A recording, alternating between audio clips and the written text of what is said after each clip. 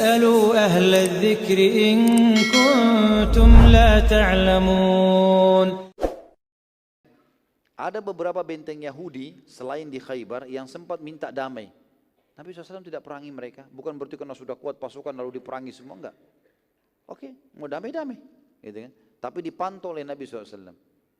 Dipantau, walaupun nanti di zaman Umar bin Khattab karena ada yang berkhianat maka diusir oleh Umar bin Khattab dari Jazirah Arab. Gitu.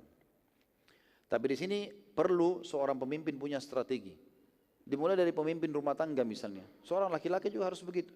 Punya strategi dalam rumah tangganya, bagaimana dia tahu sumber pendapatnya dari mana, kapan dia nasihatin istrinya, kapan dia nasihatin anaknya, dia berikan tempat di mana yang layak, strategis untuk mereka tinggal, yang mereka nyaman sehingga dia juga nyaman dalam bekerja, seterusnya. Ya.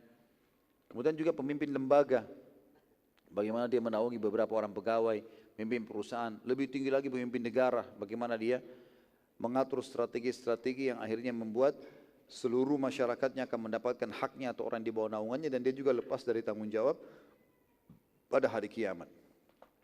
Yang ketiga, setiap orang harus jeli dalam melihat dan menerima kebenaran. Dan kebenaran itu hanya satu, tidak ada lagi yang lain. Yang berasal dari Sang Pencipta Allah yang Maha Agung dan Maha Mulia. Setiap dari Allah yang Maha Suci tidak akan ada kesalahan dan pasti benar, maka segeralah terima dan amalkan.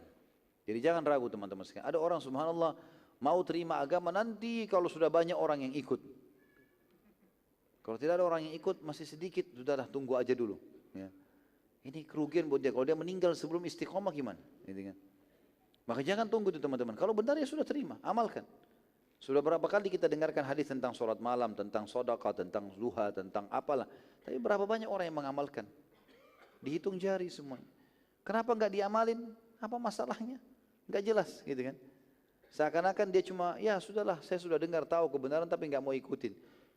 Ini kata Ibnu Qayyim rahimahullah ibaratnya seperti orang yang lagi dikejar oleh binatang buas, kemudian dia melarikan diri. Begitu tiba di benteng, ada tempat yang dia bisa masuk pintu gerbang lalu dia bisa masuk berlindung. Tapi enggak, dia berdiri di depan benteng itu lalu dia mengatakan aku berlindung dengan benteng ini. Cuma ucapan. Ya dimakanlah dia sama harimau tersebut gitu kan. Dia tidak berlindung sebenarnya, dia cuma ucapkan, ya saya sudah tahu itu benar, tapi nggak diamalin. Karena ini sama saja bohong berarti ya. Saya katakan di sini dipastikan saat meninggal dunia maka janji Allah yang Maha Suci tidak akan luput sebagaimana Allah SWT sudah sebutkan dalam banyak ayat Al-Quran. Artinya orang beriman pasti akan menerima kebaikan, orang buruk, kafir, fasik akan dihukum. Yang keempat, dan ini tentunya yang terakhir dalam poin kita dalam pelajaran ini, setiap dai atau utusan pemimpin muslim harus bijak dan jeli mempelajari situasi dan keadaan sehingga sasaran dakwah dan tujuan utamanya tercapai. Ya. Jadi dalam Islam yang penting tujuan kita tercapai. Nabi SAW bersabda, semoga Allah merahmati seorang hamba yang berbicara dengan orang lain sesuai dengan kondisi dan keadaan akal mereka. Jadi yang penting target kita tercapai. Bagaimana target itu tercapai? Misalnya kita tidak perlu bertengkar sama orang lain. Ada orang lagi ribut, misalnya masalah suami istri ribut dalam rumah tangga. Kalau kita diam bukan berarti kita bodoh. Diamnya kita melihat mana strategi apa yang harus saya lakukan untuk baik ini supaya bisa memperbaikinya. Mungkin itu lebih baik.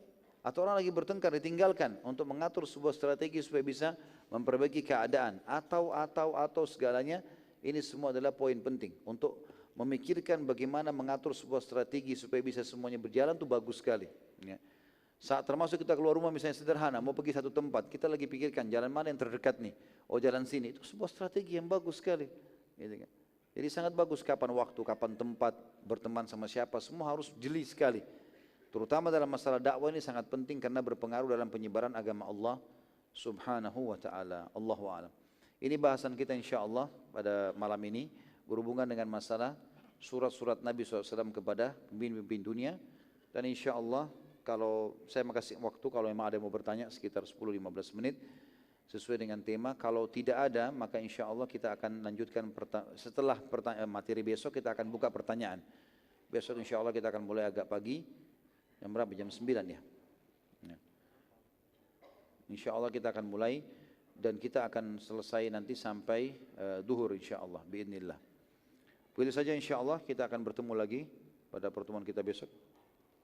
Mungkin begitu saja insyaAllah kita berdoa kepada Allah SWT semoga majlis kita diberkahi olehnya dan dijadikan sebagai tambahan amal kita pada hari kiamat. Dan semoga seluruh amal yang pernah kita kerjakan dan akan kita kerjakan sampai menjelang ajal nanti diterima dengan kemahamurahan Allah dengan pahala yang sempurna. Dan semoga semua dosa yang pernah kita kerjakan sekecil sampai sebesar apapun juga diganti dengan kemahamurahan Allah menjadi pahala. Dan semoga Indonesia menjadi negara yang aman, tentram, damai. Seluruh umat Islam secara khusus di bawah naungan ukhuwah Islamiyah. Dan juga seluruh ibadah mereka kembali pada wahyu Al-Quran dan Sunnah.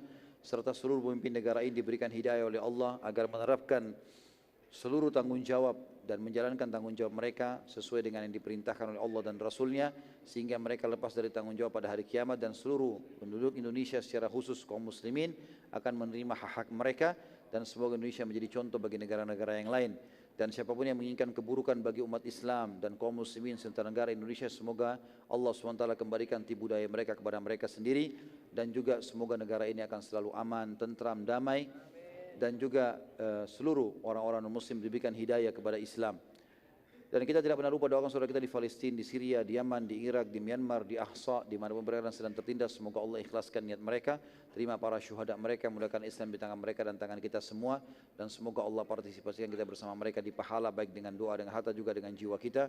Dan semoga Allah dengan kemahamurahannya menyatukan kita semua di surga firdausnya tanpa hisab, sebagaimana sebagaimana di majlis ilmu yang mulia ini. Kalau benar dari Allah, kalau salah pasti dari saya, mohon dimaafkan. Subhanakallahumma bihamdika asyhadu an la ilaha illa anta astaghfiruka wa atubu ilaik. Wassalamualaikum warahmatullahi wabarakatuh.